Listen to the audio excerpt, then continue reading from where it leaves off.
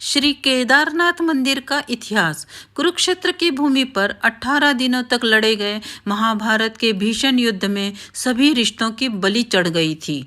फिर चाहे वो गुरु शिष्य का रिश्ता हो या भाई भाई का या चाचा भतीजे का, 18 दिनों तक निरंतर कुरुक्षेत्र की भूमि कौरव व पांडवों की सेना के रक्त से लाल हो गई थी। महाभारत का युद्ध समाप्त होने के पश्चात विजय तो अवश्य ही पांडवों की हुई थी, लेकिन उन्होंने भी बहुत कुछ खो दिया था। युद्ध समाप्ति के कुछ समय बाद जब सभी पांडव भगवान श्री कृष्ण के साथ बैठकर युद्ध के परिणामों व प्रभावों के बारे में चर्चा कर रहे थे, तब श्री कृष्ण ने उन्हें पश्चाताप करने को कहा। श्री कृष्ण के अनुसार पांडवों के ऊपर ब्रह्म हत्या, गौत्र हत्या, कुल हत्या, गुरु हत्या इत्यादि कई पाप चढ़ चुके थे। इसके लिए उनका प्रायश्चित करना आवश्यक था। पांडवों ने इसका उपाय पूछा तो श्री कृष्ण ने बताया कि उन्हें इन पापों से मुक्ति केवल भगवान भोलेनाथ ही दे सकते हैं। इसके पश्चात सभी पांडव भगवान श्री कृष्ण की आज्ञा से भगवान शिव से मिलने काशी नगरी की ओर चले गए। हालांकि भगवान शिव को पांडवों के उनसे मिलने आने की सूचना पहले ही मिल चुकी थी, लेकिन वे उनसे मिलना नहीं चाहते थे। भगवान शिव पांडवों के द्वारा किए गए ब्रह्म हत्या व गौत्र हत्या के पाप से अत्यधिक क्रोधित थे, इसलिए वे पांडवों से बिना मिले ही वहां से चले गए। पांडवों ने काशी नगरी में भगवान शिव को हर जगह ढूंढा, लेकिन वे उन्हें नहीं मिले। इसके बाद सभी पांडव हिमालय के पहाड़ों पर बसे उत्तराखंड के गढ़वाल क्षेत्र में चले गए। भगवान शिव भी पांडवों से छुपकर यहीं आए थे। जब भगवान शिव ने पांडवों को अपने पीछे पीछे गढ़वाल क्षेत्र की ओर बढ़ते हुए देखा तो उन्होंने इसका एक उपाय निकाला। वहां पहाड़ों के बीच कई पशु घास के मैदान में चर रहे थे।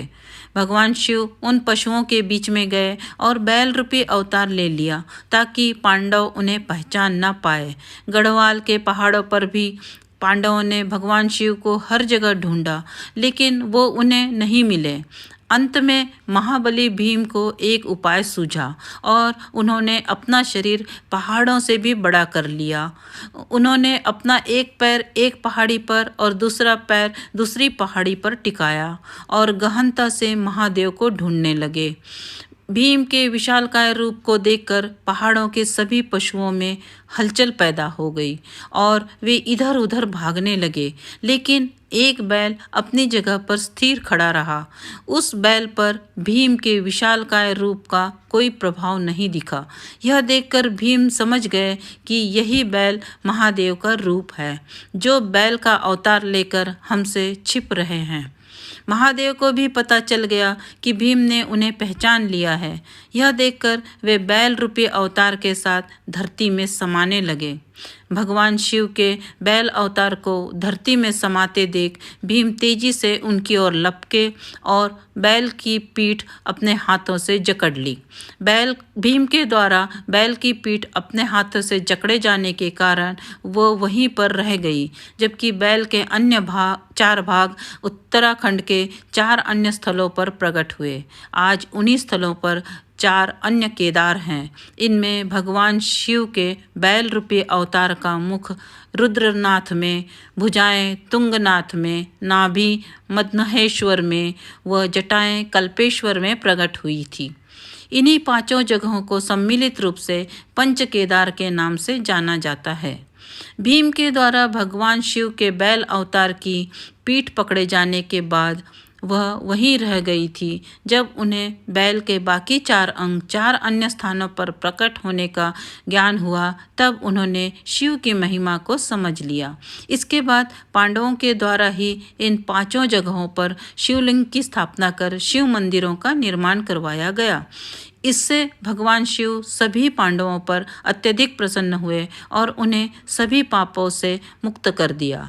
हालांकि इसके बाद पांडवों के पोते जन्मेजय ने केदारनाथ मंदिर के निर्माण को और आगे बढ़ाया और यहाँ आम लोगों को पूजा करने की अनुमति प्रदान की।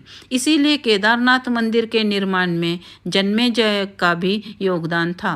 समय के साथ साथ पांडवों के द्वारा बनाया गया यह मंदिर जर्जर हो गया और कई जगह से क्षतिग्रस्त हो गया।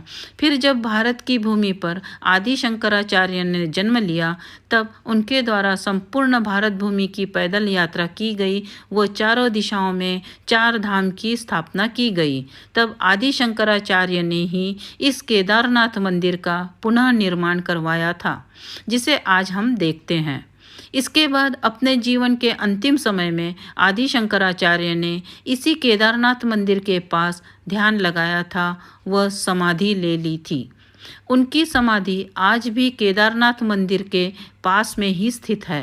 फिर 10वीं से 13वीं शताब्दी के बीच कई भारतीय राजाओं ने मंदिर का जीर्णोद्धार करवाया था। हालांकि 2013 में आई भीषण प्राकृतिक आपदा के बाद केदारनाथ मंदिर के आसपास के ढांचे को बहुत क्षति पहुंची थी। इस प्राकृतिक आपदा में आदि शंकराचार्य की समाधि भी बह गई थी।